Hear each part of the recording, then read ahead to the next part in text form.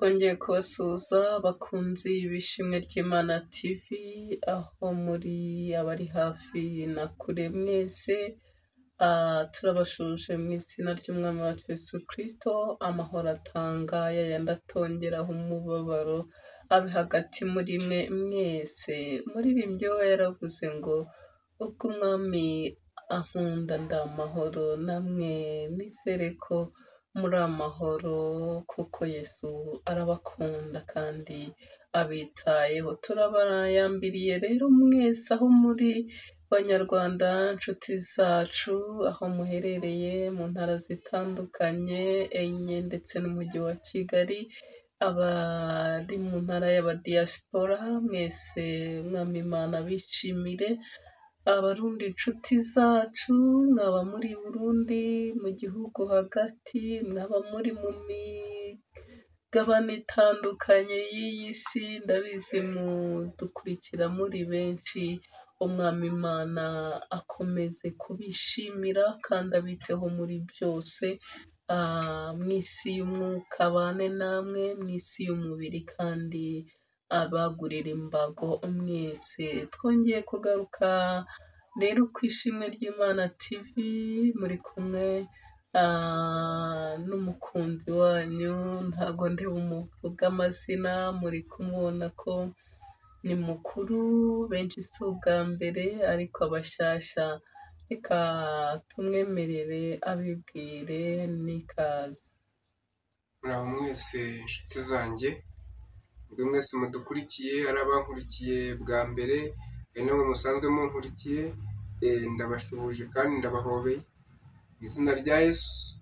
Turabakunda, niyo mpamvu tugarutse, nuko tubakunda kandi Imana yo mu ijuru namwe irabakunda. Arakoze cyane, ariko reka tumusabe ababwire n'amazina ye. Hari igihe azi ngo abakunzi be bose bamuzi amazina ariko ntabwo nibagiwe kwivuga, ndabizi neza ko kwivuga ari ngombwa. Hari abadukurikiye bwa mbere baba bagomba kutumenya, namwe kandi tuba tugomba kwibutsa amazina ngo umenye muri kuvugana uwo ari we. Rero nta wundi n'ushize umufaraswa, inshuti yanyu kandi ubakunda, ariko Imana yibakunda kurusha njyewe. Imana y'amahoro iradukunda kukurusha, ikunda n'abakunzi b'Ishimwe ry'Imana TV. Yarakoze cyane, burya ntawadukunda urukundo rurenze urwa papa, na niyo mpamvu tutazamuva inyuma, tuzamugumaho. Yaranavuze ngo araduhetse ku mugongo we, kandi imbizi zarinda ziruta uruyenzi akiduhetse. Kereka iyo umwana yikuye ku mugongo nta mpamvu, ariko turizera tudashidikanya ko abakunzi bacu bazaguma ku Uwiteka ndetse bakamuzaniraho benshi. Rero uyu munsi aduteguriye agaseke Uwiteka yamuhaye, mfite amatsiko nawe urayafite, reka tumuhe ikaze atugezeho ubutumwa data yamuhaye. Murakoze. Imana yo mu ijuru nibaho umugisha kandi ikomeze ibishimire, ariko ndagira ngo mbanze nkwibutse wowe utarakanda subscribe, gukanda subscribe kugira ngo ujye ubona ubutumwa bwacu uko buje buri saha, uko busohose buhite bukugeraho. Kandi nawe ugiye kudukurikira bwa mbere, nawe uyikanda. Ariko kandi nshimira abakunzi banjye mwebwe mwese mwamaze gukanda subscribe, mugakora like na share. Imana yo mu ijuru ni ukuri ijya ibaha umugisha, ubwo igenderera abandi namwe ntijya ibasiga. Rero Mwami mwiza, uyu mwanya munyemerere dusenge, kuko mbere ya byose ni Imana. Turagushimye Mana, tugushimiye kugira neza kwawe, tugushimiye imbabazi zawe, tugushimiye urukundo rwawe, tugushimiye ko ukibana natwe kandi uko wabanaga natwe mu minsi ya kera n'umunsi ukaba ari kukiri, ntiwigeze uhinduka. Rero uyu mwanya turi imbere yawe tunakwinginga ugomeze kuturengera no kutwitaho, mu izina rya Yesu urengere abantu bawe, urengere abakunzi b'ishimwe ry'Imana, urengere abana bawe, urengere abakristo aho bari hose hirya no hino. Mwami mwiza nubarengere. Ariko kandi tugisenga ntabwo twabura gusengera abarwayi aho barwariye hirya no hino, ngo uri kubakize mu izina rya Yesu. Ni uri kubakuze ikiganza cyawe mu izina rya Yesu. Ni ururuke Mwami mwiza, ubakoreho rwose kandi barakira. Twizeye kubakira mu izina ryawe. Abarwaye malariya barakira mu izina ryawe, abarwaye sida barakira mu izina ryawe, abarwaye diyabete, hari abarwaye impyiko, hari abarwaye imyijima, hari abarwaye kanseri, hari n'abarwaye abadayimoni, bose barakira mu izina ryawe. Hanyuma urakoze kumvise gusenga kwacu, kandi urakoze ko ugiye kubana natwe. Twebwe tugusengera twizeye ko dukoze mu izina rya Yesu. Amen, amen. Reka mbashimire ko mugiye kubana natwe. Wowe ugiye kubana natwe kuva dutangiye kugera dusoje, Imana yo mu ijuru iguhe umugisha, kandi ubwo igendera abandi ntigusige. Ariko kandi nawe ufite ibibazo bitandukanye, izere ko Imana ariyo gisubizo cy'ibibazo byawe. Uyu munsi nzanye ubutumwa, mbuzaniye wowe nkurikiye, mbuzaniye abanyarwanda, mbuzaniye abarundi, mbuzaniye abantu bose bakunda Imana aho bari hose, abakunda Imana aho bari hose, kandi abakunda umurimo wayo bose aho bari hose. Nimwe nzaniye ubutumwa. Imana yo mu ijuru nibahe umugisha. Munyemerere tugutege amatwi kandi mwumve icyo Imana ivugana nawe. Tugiye gusoma amagambo y'Imana dusanga mu butumwa bwiza bwa Yesu Kristo uko bwanditswe na Luka.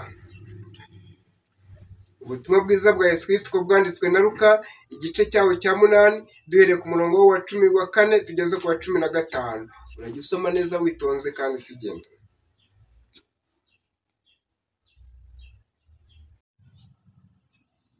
Reka dusome Luka 8 duhere ku murongo wa 4.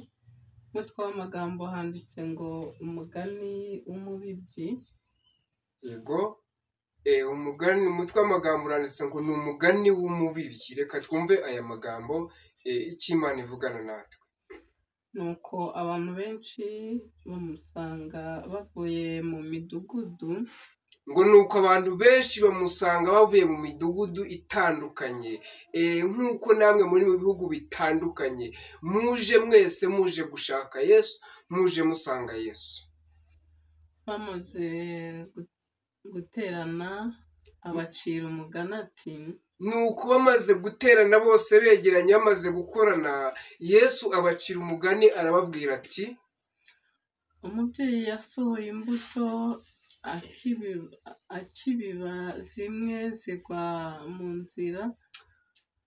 Ati umubyeyi yasohoye imbuto, cyangwa se umubibyi, tutavuze n'umubyeyi wari wese yabiba, umuntu yasohoye imbuto ajya kubiba, nuko agitangira kubiba ngo zimwe zigwa mu nzira. Yego, mu mubibyi n'ubundi barazikandagira, inyoni zo mu kirere zirazitoragura. Ngo barazikandagira, izindi inyoni zigaragara zo mu kirere ziva mu kirere, inyoni zirazitoragura izo mbuto. Izindi zigwa ku kara, izindi nazo zigwa ku butaka bw'akara, zimaze kumera ziruma kuko zihabuze amazi. Zimaze kumera zihita zuma kubera ko zari zihabuze amazi yo kunywa. Izindi zigwa mu mahwa, amahwa amerana nazo araziniga. Izindi zigwa mu mahwa, amahwa amerana nazo, uko amahwa akura nazo zikura, amahwa arazitira zibura uko zikura. Izindi zigwa mu butaka bwiza, ziramera zera imbuto, imwe 100, indi 100, bityo bityo. Izindi zigwa mu butaka bwiza, ziramera zirakura, hanyuma zirumbuka imbuto nyinshi, ngo imwe yera 100, indi 100, bityo bityo kugeza ariko ikigaragara nuko zeza umusaruro uhagije. Amaze kuvuga ibyo avuga ijwi rirenga ati ufite amatwi yumva niyumve. Amaze kuvuga iby'uwo mugani iby'imbuto, avuga n'ijwi rirenga aravuga ati ufite amatwi yumva niyumve. Nuko abigishwa be baramusobanuza uwo mugani. Nuko abigishwa b'ako kanya bamusobanuza uwo mugani.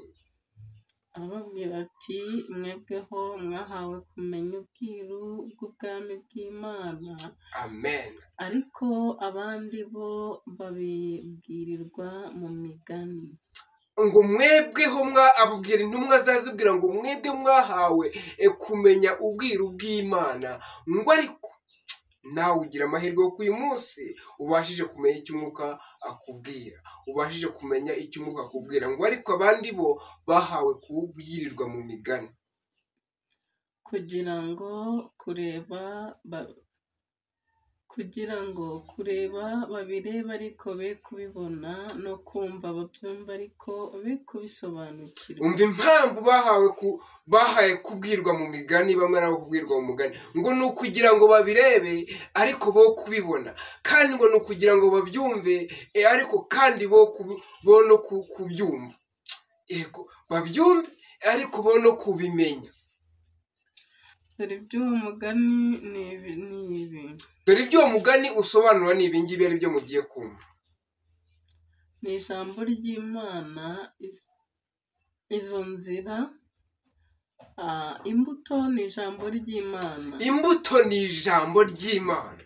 Izo nzira, abo ni bo bumva ijambo, hanyuma umwanzi akaza agakura ijambo mu mitima yabo. Izo nzira ni abantu bumva ijambo ry'Imana ariko umwanzi agahita aribakura mu mitima, kugira ngo batizera ngo bakizwe.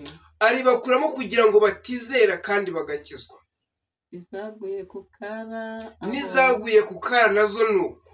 Abo ni bo bumva ijambo bakaryemera banezerewe, ariko ntibagire imizi.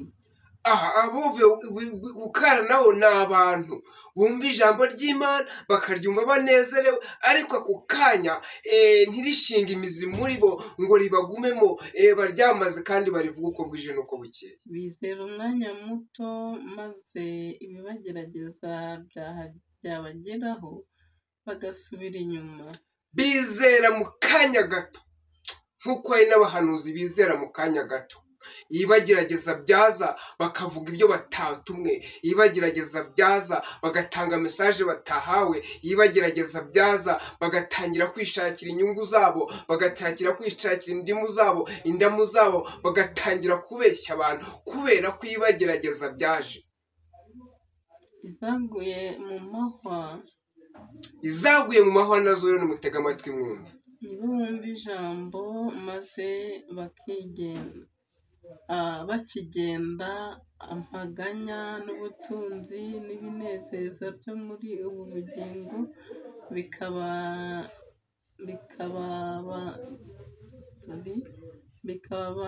bikabiniga. Ngo izaguye mu mahwa nazo nabo bantu. Amen. Ni abantu bumvise iryo jambo, hanyuma baramara kuryumva, ako kanya kwiganyira kwabo, amarira yabo, gushaka ubutunzi, gushaka indonke bikaza muri bo bikaniga iryo jambo, ntiribashe gukura ibyo bigahita bibatwara.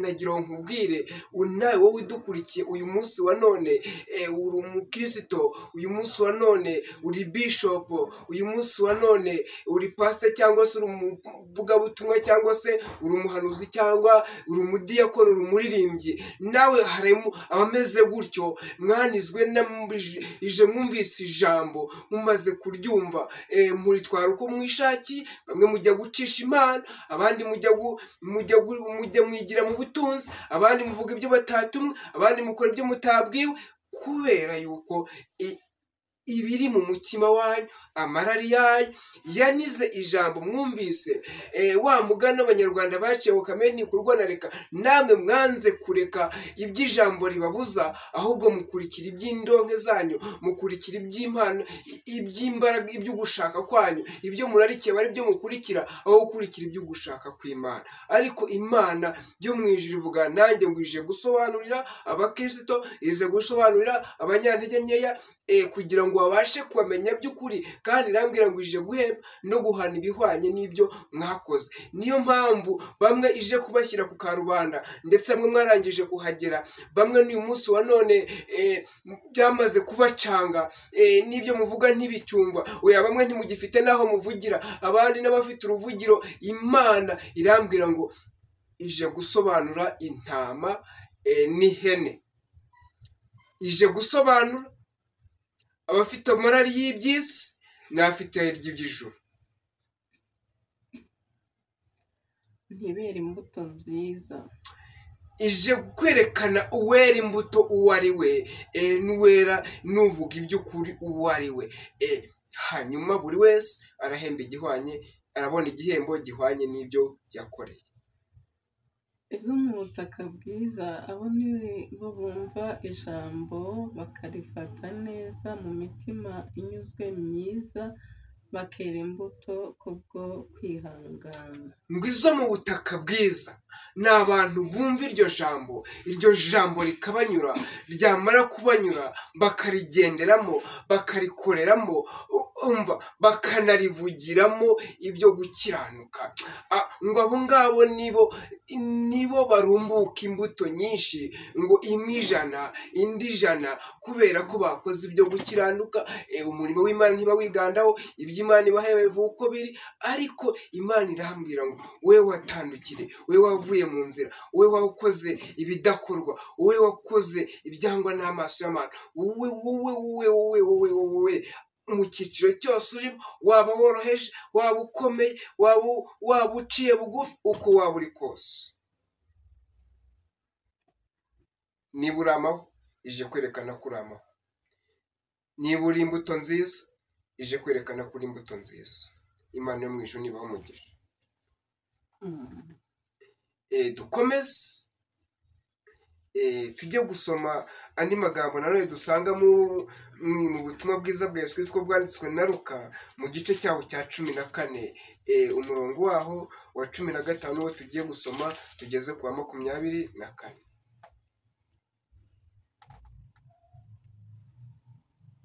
Umugani w'abararikwa babi. Ngo ni umugani w'abararikwa babi. Mwiyumve nawe uyu munsi wa none utaba uri umurarikwa mubi, ukaba Imana yaraguhamagaye, ikaba yaraguhaye umurimo, ikaba yaragushinze icyo uko ariko uyu munsi uko yakigushinze akaba ariko utari kugikora. Hanyuma nusanga atari kuri kugikora, ugarukira aho ngaho. Niba utagarukiyeho, uraje ubona akaga. Imana ije gushyira ku karubanda, abantu bose bagiye kukubona, abantu bagiye kukota. Nuko umwe muri bo, ngo ni umwe muri bo bicaranye basangira ibyo abyumvise, aramubwira ati, ngo ni umwe muri bo bicaranye barimo basangira, aramubaza ati, hahirwa uzarira mu bwami bw'Imana. ngo hahirwa umuntu wese uzarira mu bwami bw'Imana. Nawe uyu munsi urahirwa niba wumva uzarira mu bwami bw'Imana koko. Nawe aramubwira ati, hariho umuntu watekesheje ibyo kurya byinshi, ararika benshi. Nawe aramubwira ati, uwo ni Kristo wamubwiye ati, hariho umuntu watekesheje ibyo kurya byinshi, hanyuma ashyiraho n'abararika benshi ngo batumire abantu bose. Uwo nta wundi ni Imana. Hanyuma yashyizeho Kristo ngo azatumire abantu bose. Ese wowe yatumye ngo ugende ubwira abantu bose, yatumye abahanuzi, yatumye abavugabutumwa, yatumye abapasiteri, yatumye ababishopu, yatumye ba padiri, yatumye ba musenyeri, yatumye ba papa, yatumye abantu b'ingeri zose, atuma abadiyakoni, atuma abaririmbyi. Ese nawe uri umurarika wagiye kurarika abantu koko by'ukuri? igihe cyo kurya gisohoye, atuma umugaragu we kubwira abararitswe ati nimuze kuko bimaze kwitegurwa. hanyuma igihe ibyo bamaze gutegura ibintu byose ibyo kurya bihiye, ngo atuma umwe mu bagaragu bajya kubwira babararika ngo babwire abantu bose ngo baze kuko ibintu byose byatunganye. Kristo nawe uyu munsi arakubwira ngo ngwino, ibintu byose byaratunganye. Ariko se wowe wagiye kurarika wararitse uti? Bose batangira gushaka impamvu z'urwitwazo bahuje umutima. Hanyuma bose batangira gushaka impamvu z'urwitwazo, kandi bashaka izo mpamvu bahuje umutima n'uburiganya bwabo, bahuje umutima n'ibyo bibwira, bahuje umutima no kubeshya abantu, babeshya ngo barabakiza, babeshya ngo barakora ibitangaza kandi ntabyo bakora, ariko isi dukora ibitangaza. Uwa mbere ati naguze umurima nkwiriye kujya kuwureba. Umva ibyitwazo bari bafite. Uwa mbere ati njyewe naguze umurima ariko nkwiriye kujya kuwureba. Ndakwinginze mbabarira njye kureba umurima wanjye. Ibaze ese wowe Imana ntabwo ije kuguhamagara ukayibwira ngo nikwabare ngo ubanze ujye kureba ibyawe wasize inyuma, ngo ubanze ujye kureba ubutunzi bwawe, ubanze ujye kureba buri kimwe cyose. Ariko Imana yije izishe ibyo ntabwo izabyihanganira. Undi ati naguze amapfizi 10 yo guhinga ngiye kuyagerageza, ndakwinginze mbabarira. Undi ati naguze amapfizi 10 yo guhinga ngiye kuyagerageza ndebe ko azahinga neza, ndebe ko azakora neza, ndakwinginze mbabarira. Ariko Imana ntabwo izakubabarira muvandimwe wanjye. Wewe hano ibyo utatumwe, wewe wabwije ubutumwa nabi, wewe wabeshye abantu ngo urabasengera, wewe wajyanye abantu mu butayu ukajya kubasambanyiza, wewe wagiye gusengera abantu barambitseho inkoni, wewe wabeshye abantu ukabaciramo imyuka yawe wacishije itari y'umumaro. Imana ntabwo izakwihanganira. Ndati narongoye nicyo gituma ntabasha kuza.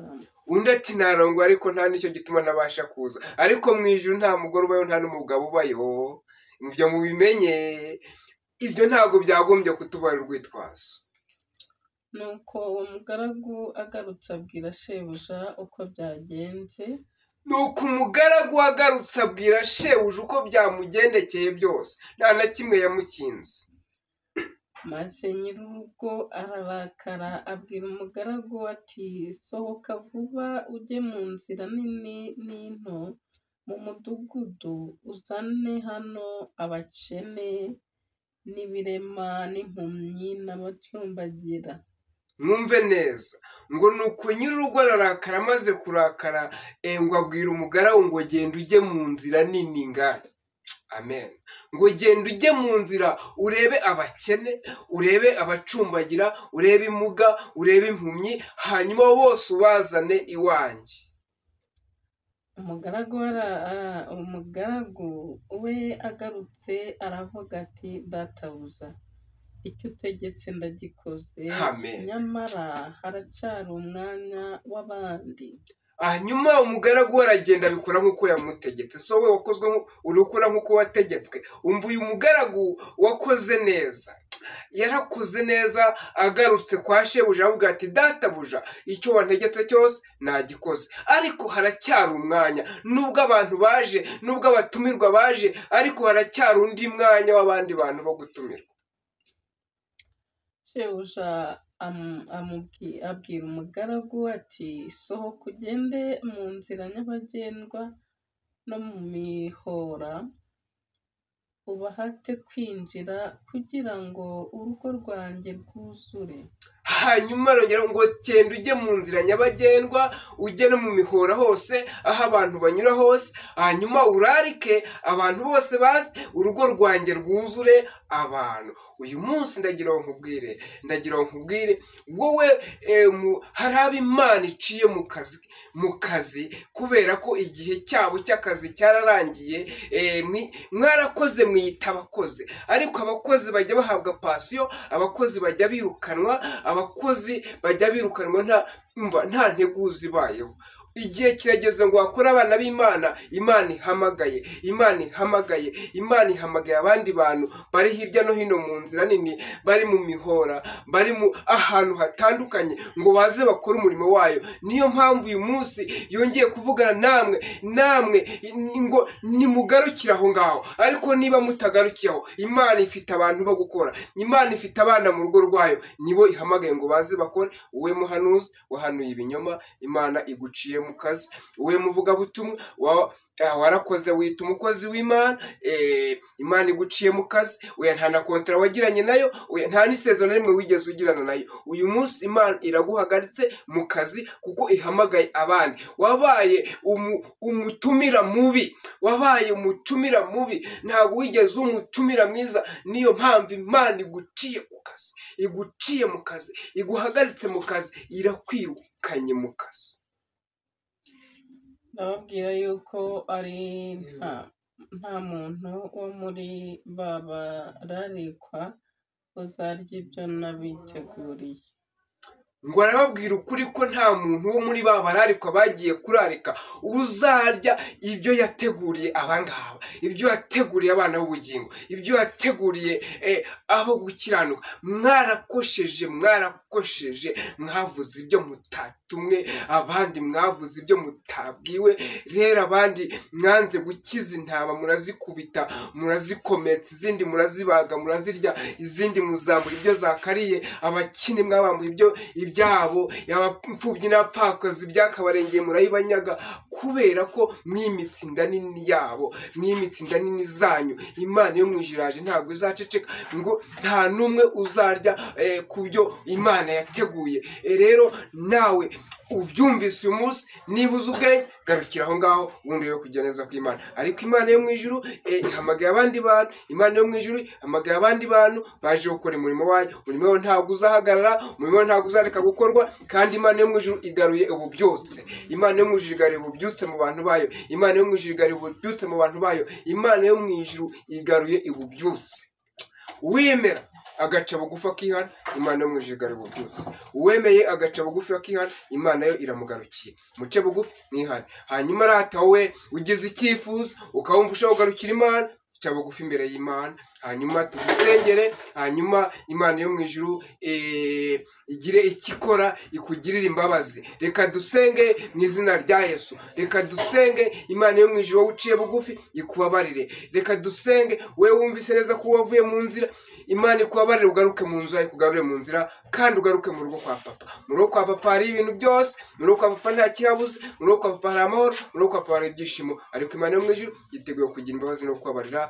Reka dusenge mu izina rya Yesu.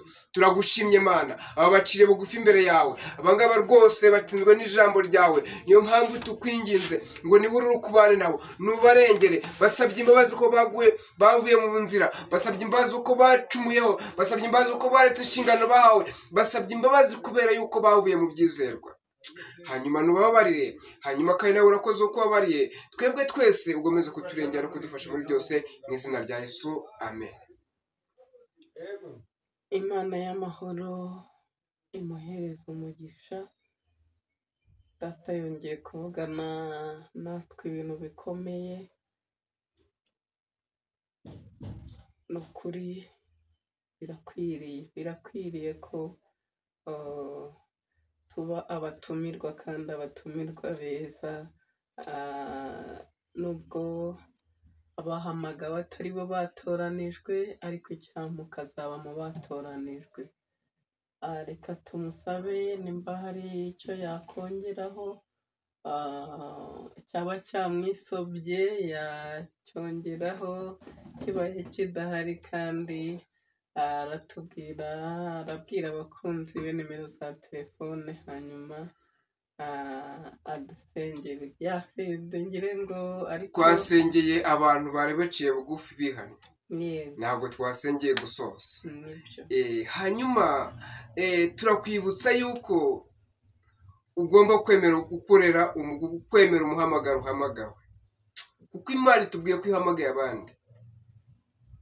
Emera umuhamagaro Imana iguhamagaye, hanyuma witabe kandi ukore icyo Imana igusabye. rero tutarasenga reka tubanze dutange nimero za telefone kuko ubutumwa nta kintu tujya twongeraho, kandi ni ukuri icyo dusabwa no kwizera kandi tukabwiza abantu ukuri kandi tukavuga iby'Imana yadutumye ntitwongereho ibyacu. Nta mpamvu yo gutera abantu ubwoba ngo barapfuye kandi badapfuye. Nta mpamvu yo gutera abantu ubwoba. Hari akantu gato, hari message nibagiwe Imana yari impaye, ngo hari abantu bahawe amasezerano ngo azasohora ngo nyuma y'umuyaga. Imana irambwira ngo mbabwire ngo ayo ntabwo ari amasezerano kuko nta muyaga uhari. Ngo hari abandi bahawe amasezerano ngo bazasohora ngo nyuma ngo y'imvura. Izo mvura ni bwoko ki? Imana irambwira ngo mbwira abafite ayo masezerano ngo nta mahuri ntayahari, ngo ntimuzategeze ko azasohora. Nyuma y'umuyaga na nyuma y'imvura ntayo masezerano ntayahari kuko ibyo ntabihari. Imana yo mu ijuru tugirire neza.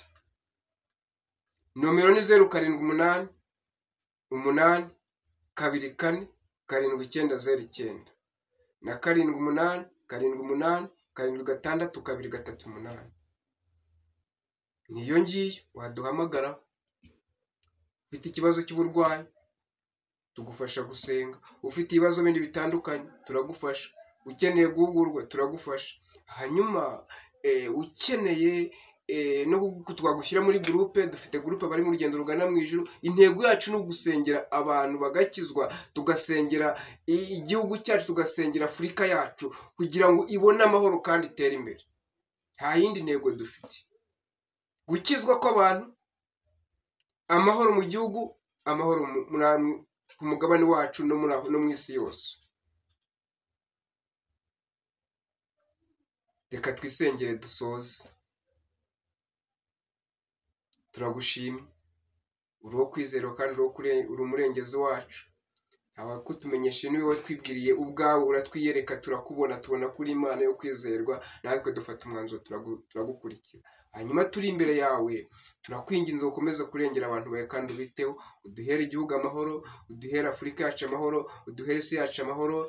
Mu izina rya Yesu turasenze ngo ubwami bwawe nibuzuwe mu bantu bawe ndetse no mu bwoko bwawe no mu witoranije, kandi izina ryawe rikomeze guhabwa icyubahiro. Hembura umurimo wawe kandi uhembura abantu bawe, twe tubisabye mu izina rya Yesu, amen. Amen, amen. Imana imuhereze umugisha. Mana nawe guhereza umugisha, wowe watangiye ikiganiro ukaba ugisoje. Data wo mu ijuru agere mu byawe, agere mu bawe, hose aguhe umugisha kandi agukemurire ibibazo byose ufite, byaba iby'ubuzima busanzwe bw'uyu mubiri, byaba iby'uburwayi, byaba ibyo mu buryo bw'umwuka. Hari abantu benshi bumvise iki kiganiro kandi baranyazwe impano zanyu. Mwese reka mbatangarize ngo Data yongeye kubagarurira impano zo mu buryo bw'umwuka mwanyazwe na Satani, mukozweho n'abantu babasengeye babakoze mu mutwe. Imana y'amahoro ibahereza umugisha mwebwe mwese. Ndagushimiye wowe kandi wakoze subscribe, nawe utarayikora Imana iguhe umugisha, ariko kandi uyikore, kandi no kuri iyo nzogera uduhe, kandi no kuri iyo like, kandi uduhe ibitekerezo.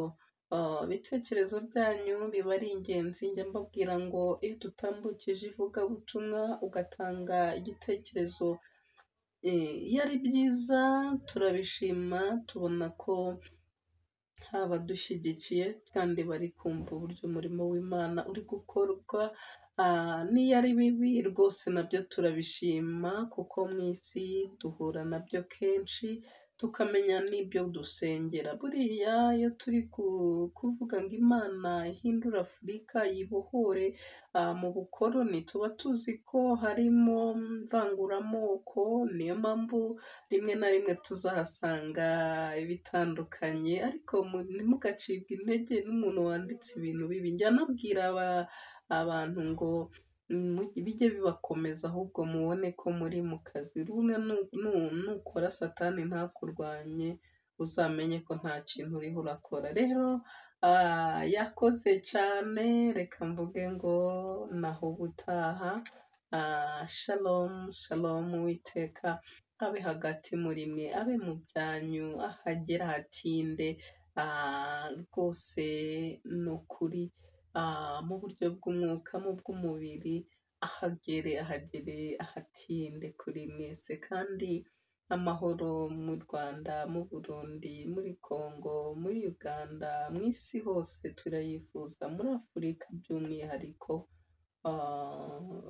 Dukomeze gusenga, Yesu aratwumva. Reka mvuge ngo shalom shalom. nakagaruka.